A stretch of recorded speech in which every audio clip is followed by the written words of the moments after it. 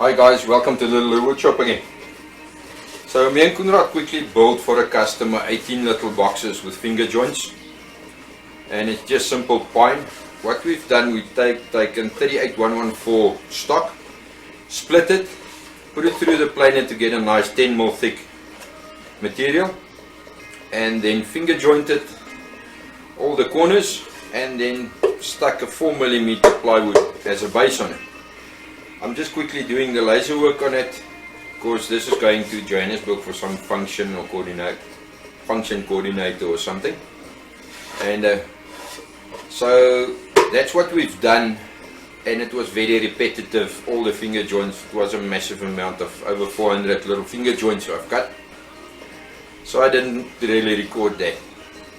So I'm just quickly finishing the laser work. Then we've got a bunch of small little jobs to finish, for example the groom bodies, and then a little footstool and a dining room chair, a dining room table that we have to modify for a customer.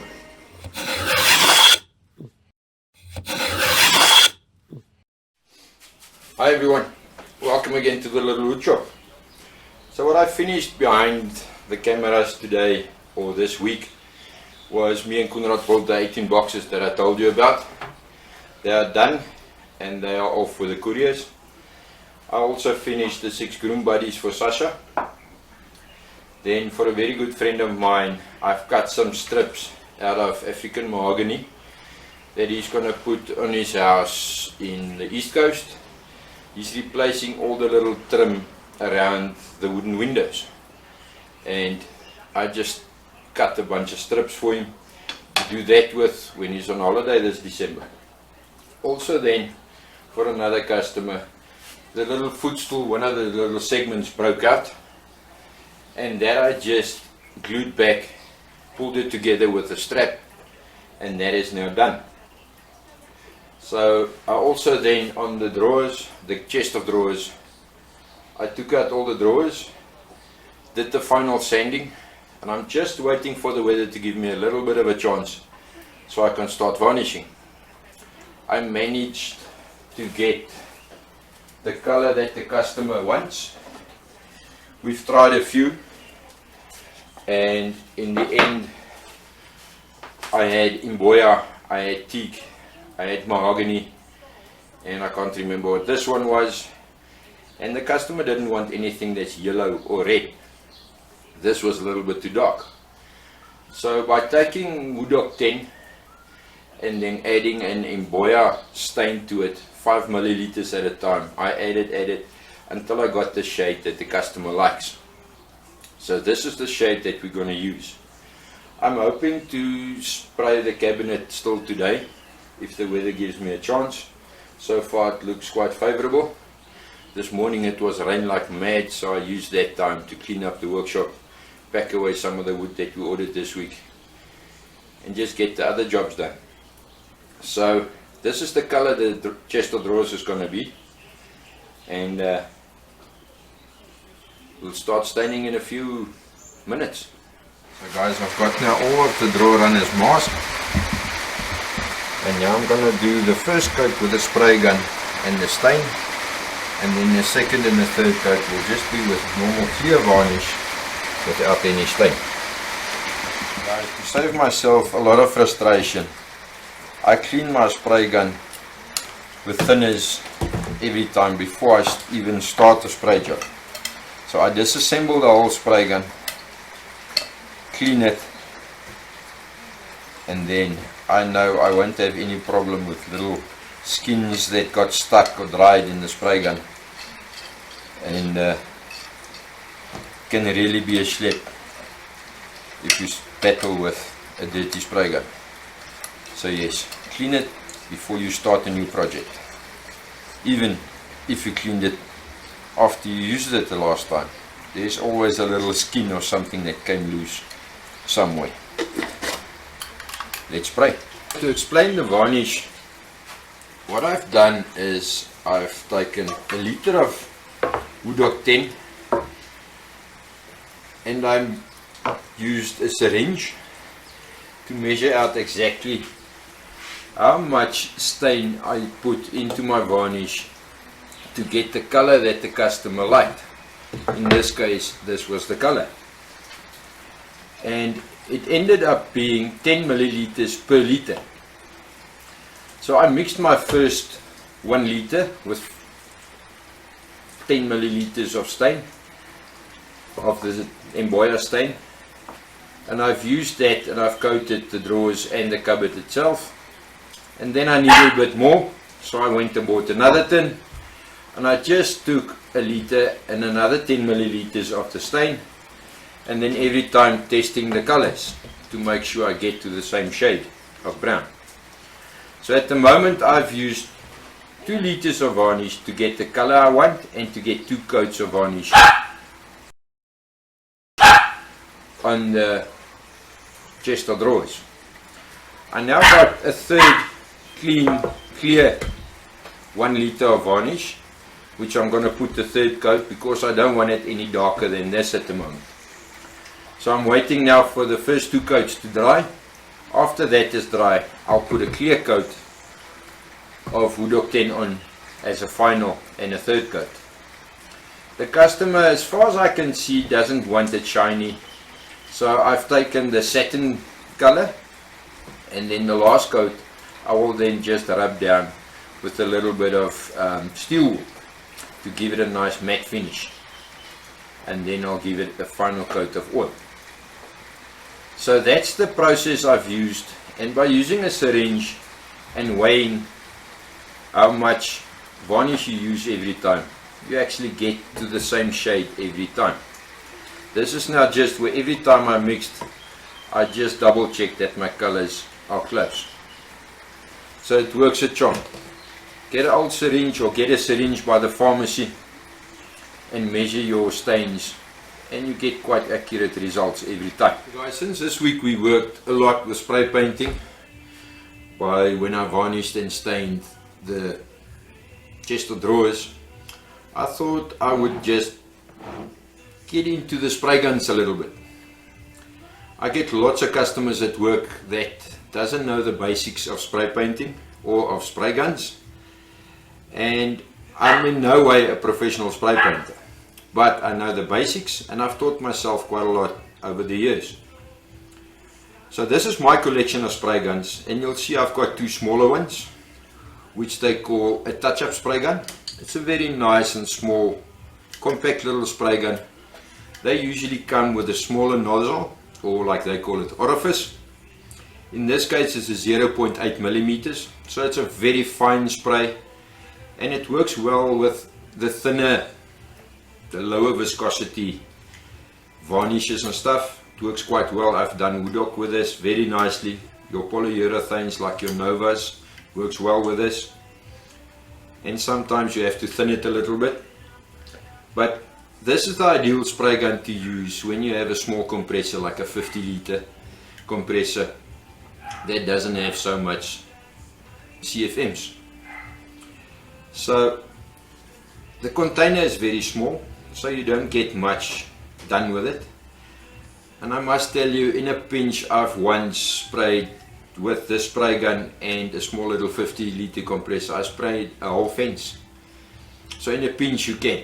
You must just now and then give your compressor time to cool down, and so in a pinch, yes, you can get quite far with one of these.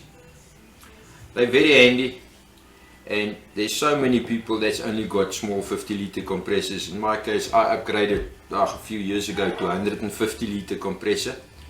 It gives me from the head to the tank 190 liters per minute, 190.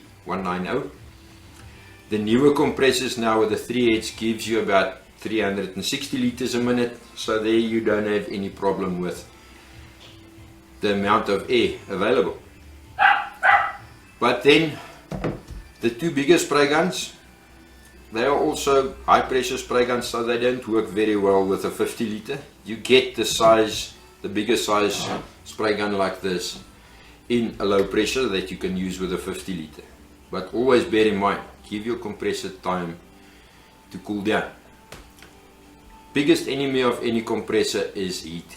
It's really, they heat up, especially if there's not enough ventilation, and they seize. So this is my old spray gun that I've used for many years. It's a Gav, made in Italy, and they're not too expensive. You can get them quite cheap still everywhere in the city. And the biggest difference you'll see from this spray gun to this spray gun is the little setting screw that this one doesn't have, that this one has got.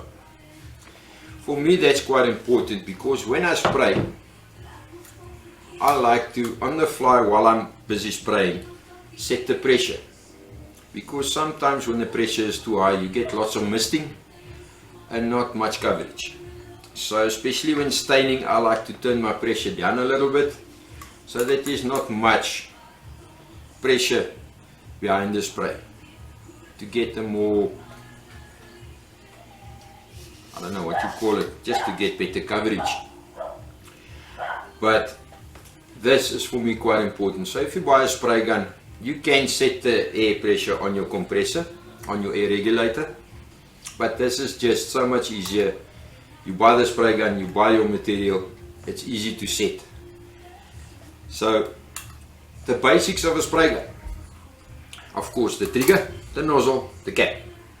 Everybody knows that. There's a little setting on the edge here, on the side.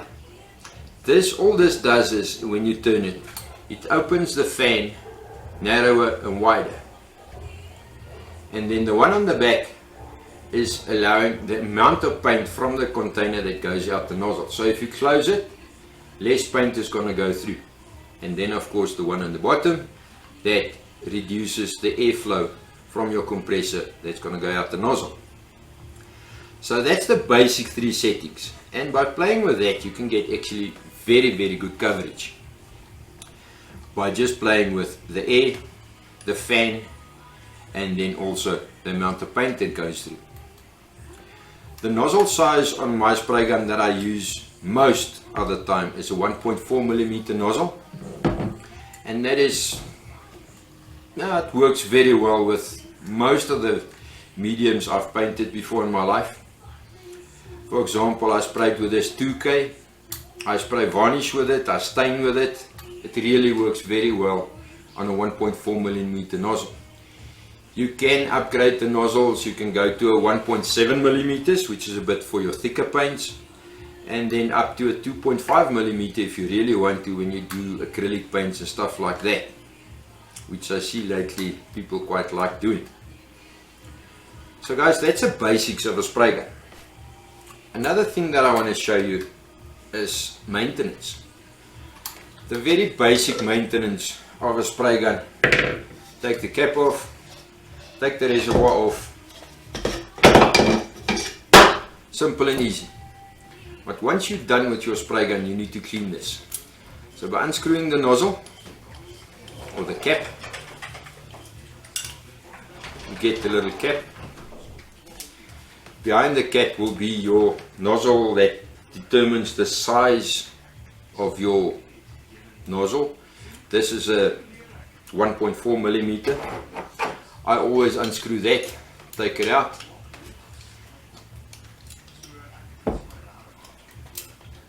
and by depressing the trigger it just unscrews much easier, because the needle is under pressure, there's a spring behind it. So that's the nozzle.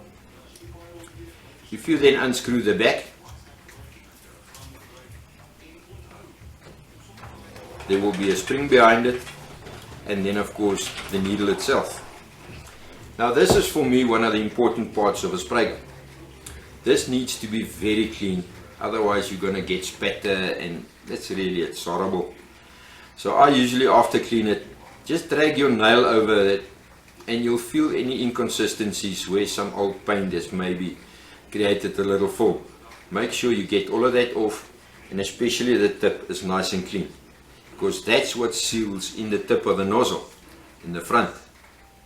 And if this is not clean, you're going to get a leaky spray gun, you're going to get spatter and an uneven surface.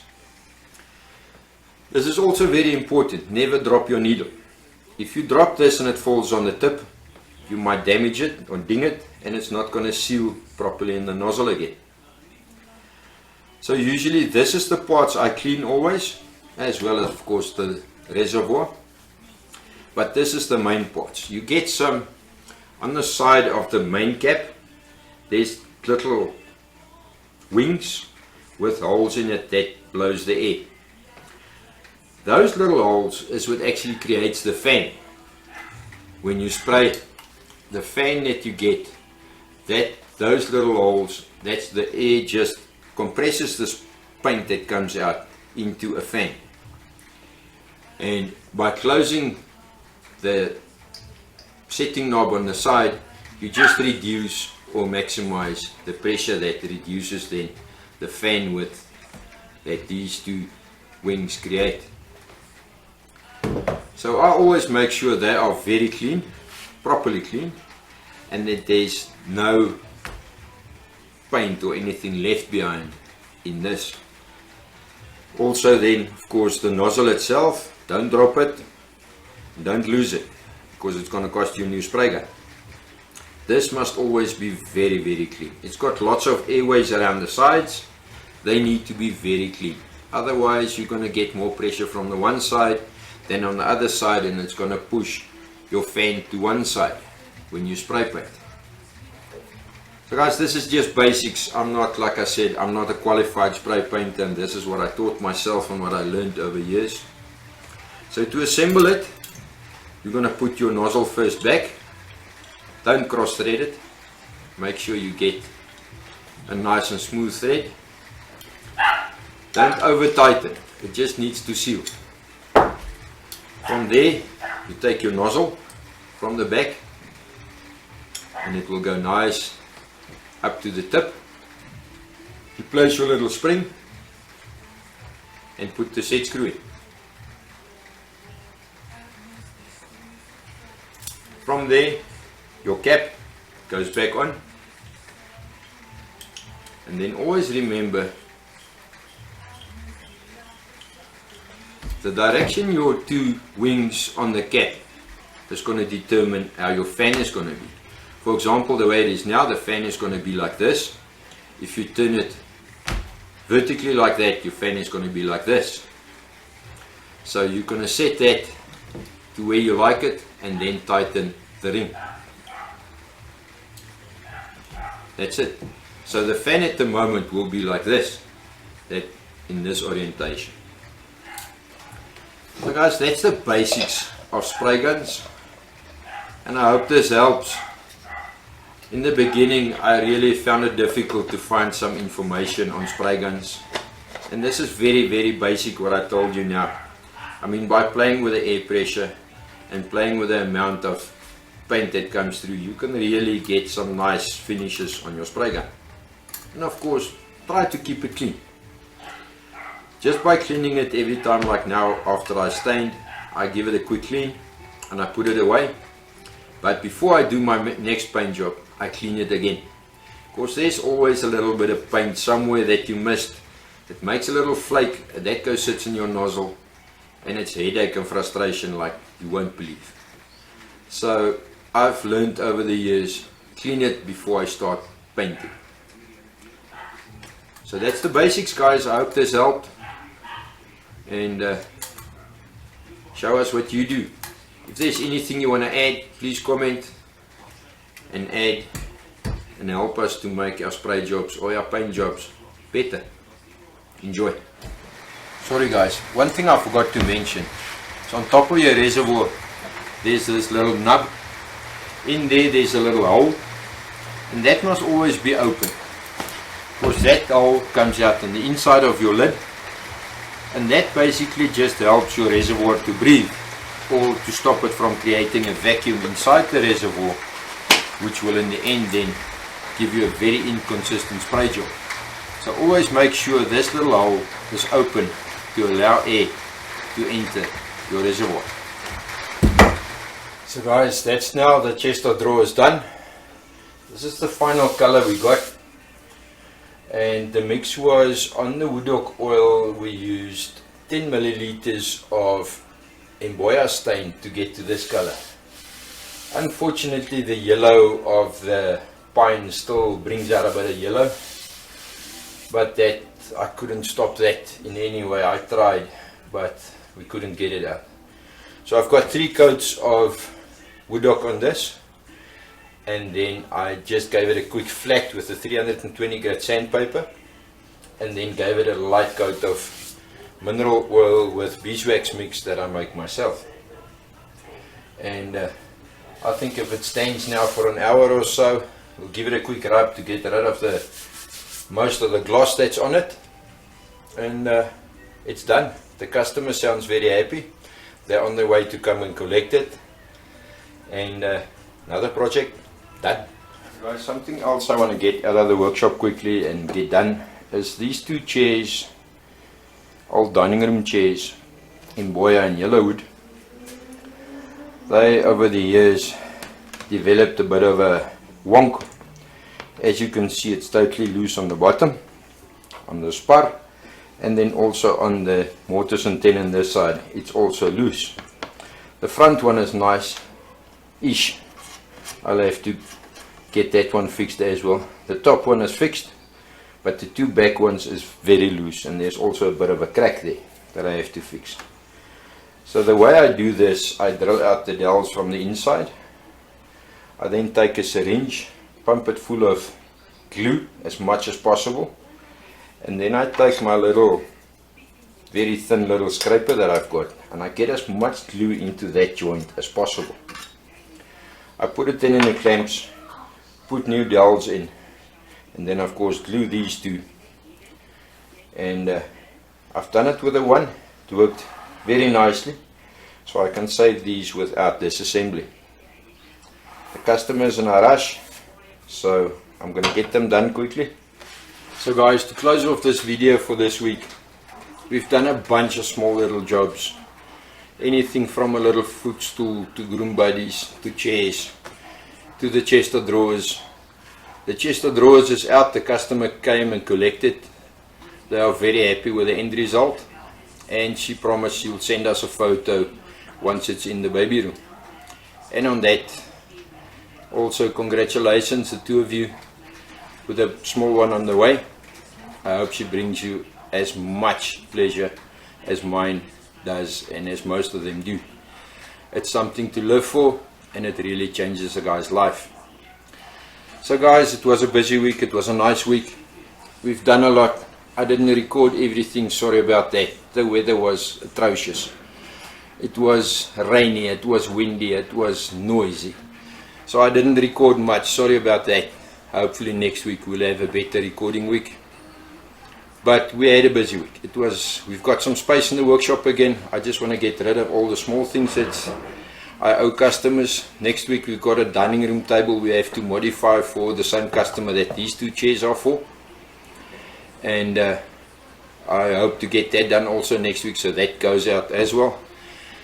You can look forward to that one. It's a beautiful Mboya dining room table that we just have to modify a little bit to suit the 2 or the bunch of chairs that I bought for the set. I'll show you that next week. So guys, I'm going to leave these in the glue.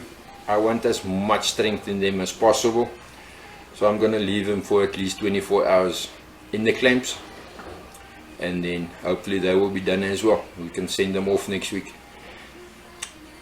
So guys, nice week. Please stay safe, stay healthy, make some dust. Enjoy your day. Please guys, consider subscribing. Reno from Imagine Deco built this beautiful bed with storage underneath. Loki that restored the TV cabinet. I installed a shelf on the inside with some galvanized piping and elbows. Amazing idea. Rian turned another amazing pen, this time from Gemsbakon. Leroy has also did some great drill bit storage, and then a nice floating dresser table. Barend made this beautiful board from yellow wood and Mboya.